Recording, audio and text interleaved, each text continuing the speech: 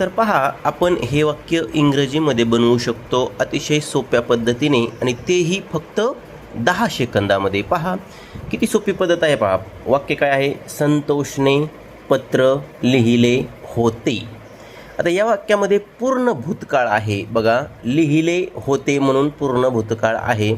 जर वाक्य इथपर्यंतच असतं, संतोषने पत्र लिहिले, तर या वाक्यामध्ये साधा भूतकाळ आला असता. परंतु लिहिले होते म्हणून पूर्ण भूतकाळ आहे. वाक्य कसं होईल पहा, संतोषने या शब्दाला द्यायचा आहे 1 क्रमांक, नंतर डायरेक्ट जायचं आहे शेवटच्या शब्दाकडे, त्याला द्यायचा आहे 2 क्रमांक.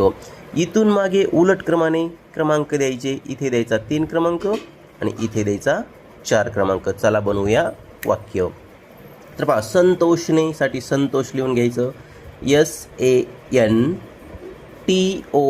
SANTOSH, संतोष.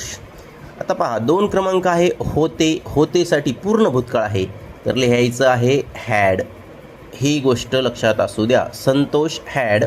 आता लिहिले होते म्हणजे भूतकाळामध्ये लिहिण्याची क्रिया पूर्ण झाली होती, म्हणून मुख्य क्रियापदाचं 3रं रूप घ्यायचं आहे, V3. आता लिहिणे म्हणजे राईट, लक्षात घ्या व्यवस्थित. पहा, लिहिणे म्हणजे राईट.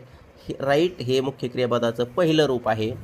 राईटचं 2रं रूप म्हणजेच भूतकाळी रूप असतं रोट, परंतु आपल्याला इथं V3 म्हणजे 3रं रूप घ्यायचं आहे, ते आहे रिटर्न. Return, WRITTEN, return. आणि 4 क्रमांकाचा शब्द आहे पत्र.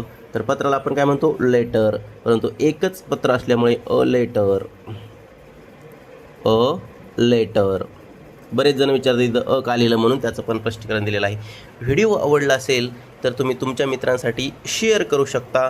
आणि तुम्हाला इंग्रजी शिकायची असेल तर असेच व्हिडिओ तुम्ही आपल्या प्रोफाईलला जाऊन पाहू शकता. धन्यवाद.